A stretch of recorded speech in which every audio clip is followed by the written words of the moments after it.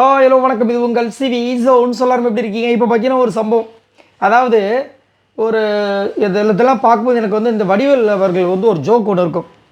அவர் வந்துட்டு அந்த கல்யாணத்தை வந்துட்டு வரதட்சணை இல்லாமல் தான் பண்ணுவார்னு நினைக்கிறேன். அப்போ வந்துட்டு தண்ணி கொடுக்கணும், தண்ணி வேணும் சம்திங் எதுக்கு அப்புறம் பொழுது சொம்பில் வேணும்னு கேட்பார். அது அப்படியே வந்து மாப்பிள்ளை சொம்பு இருந்தால் தான் வந்து தாலியாக கட்டுவாராம் அப்படின்ற அளவுக்கு வந்து டெவலப் பண்ணியிருப்பாங்களே. அந்த மாதிரி இங்கே வந்துட்டு ஒன்றுமே இல்லை. விஜய் பார்வதி காலையில் இருக்கும்போது இவர் நம்ம கமருதுனா வந்து ஏன் வந்து 24 மணி நேரத்தில் உங்கள் அம்மா உட்கார வைக்கிறேன்னு ஃபஸ்ட்டு ஆரம்பித்தார். இங்கே சொல்லணும்ல, நம்ம புரிய வைக்கணும்ல அப்படின்னாங்க. அப்போ வந்துட்டு அதுக்கு அகெயின்ஸ்டாக வந்துட்டு அவர் சொன்ன கருத்துக்கள்லாம் வந்து சரியில்லைன்னு அமித்தும் கூட இருந்த நண்பன் நம்ம இவரும் வினோத்துமே சொல்கிறாங்க. அப்போ பேட் டச்ன்றதை வேணும்ன்ட்டு அவர் இழுக்கிறாரு. இப்போ ஏன்ட்டு அதை பற்றி பேசுகிறேன் அப்படின்னு எல்லாருமே சொல்கிறாங்க. அதுக்கப்புறம் உள்ளே வந்து அதை பற்றி சொல்லும்போது அவங்க சொல்கிறாங்க பேட் டச் வெளியே தப்பாக போயிருக்காதுன்னு கிளியர் பண்ணுறாங்க.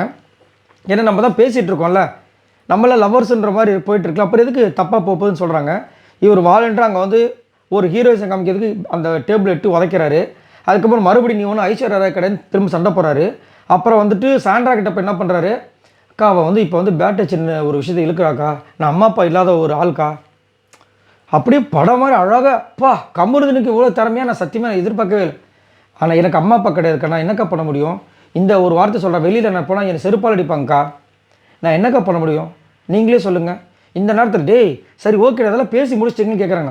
ஆமாக்கா பேசி முடிச்சிட்டோங்க்கா, இப்போ பேசுகிறாக்கா, இப்போ சாப்பிடும்போது சொல்கிறாக்கா அப்படின்னு சொன்னால் அவங்களுக்கு என்ன தோணும்?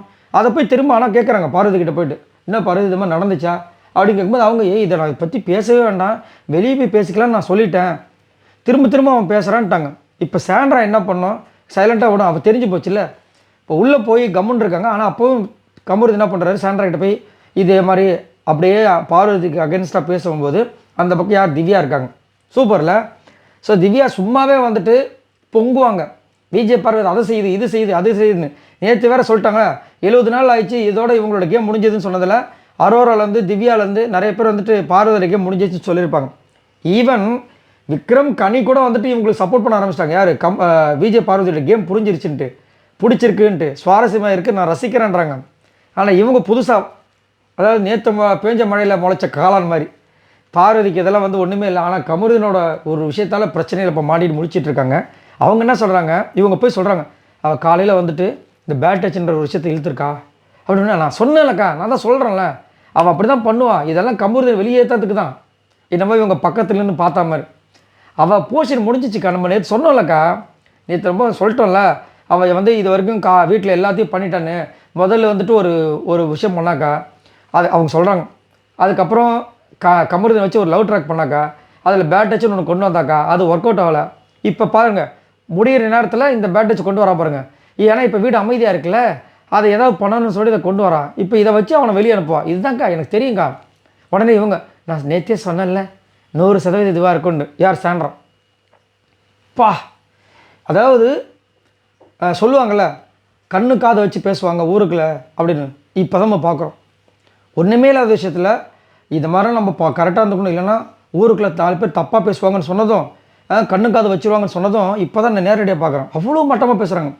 இதுதான்க்கா இவளோட வேலை, இவளோட கேமே இவ்வளோ சீப்பான ஒரு கேமு, கேவலமான ஒரு கேம்னு சொல்லிட்டு திவ்யாவும் சாண்ட்ராவும் மாறி நேரில் என்ன நடந்துச்சு இதை பற்றி சரி வினோத்துக்கிட்டையும் அமித்கிட்டையும் கொஞ்சம் விசாரிக்கலாமா, எதையுமே இல்லாமல் சட்டான்னு அந்த பொண்ணு மேலே ஒரு பழியை போடுறாங்க. அவங்க அதுக்கும் திவ்யா சொல்கிறாங்க, ஏன் பேட் டச்சுன்னு சொல்கிறாலே, இவங்க 2 பேரும் ஒன்றா உட்காந்துட்டு இருக்கும்போது மடியில் படுக்கும்போது இதெல்லாம் பேட் டச்சு தெரியலையா? அவங்க சொன்னாங்களா? அவங்க சொல்லவே இல்லையே. ரொம்ப கஷ்டங்க.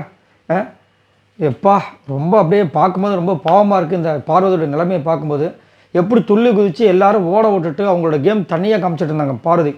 இப்போ இந்த ஒரு பாழாக போன காதலில் மாட்டிக்கிட்டு, அதுவும் இந்த கமருதின்கிட்ட மாட்டிட்டு முழிக்கிறாங்க. அதை வந்துட்டு இந்த வீட்டுக்குள்ளே இருக்கிற எல்லாருக்கிட்டையும் போய் கமருதி போய் பேசிகிட்டு இருக்காரு. அதுவும் கொடுமையாக இருக்குது. எடுத்ததே அவர் தான் அந்த டாப்பிக்கை. இதுக்கு யாராவது பேச வருவாங்கன்னு நினைக்கிறீங்க? விஜய் சேதுபதி கேட்பான்னு நினைக்கிறீங்க? நம்ம தான் இது மாதிரி பேசிக்கணும். பாவம் அவங்க அம்மா வந்து என்ன பண்ண போகிறாங்க, அவங்க அம்மா கிட்ட விஜய் பார்வதி என்ன பேச போகிறாங்கன்னு தெரியல. இதை பற்றி உங்களோட கருத்துக்களை சொல்லுங்கள். பாய் நண்பர்களே.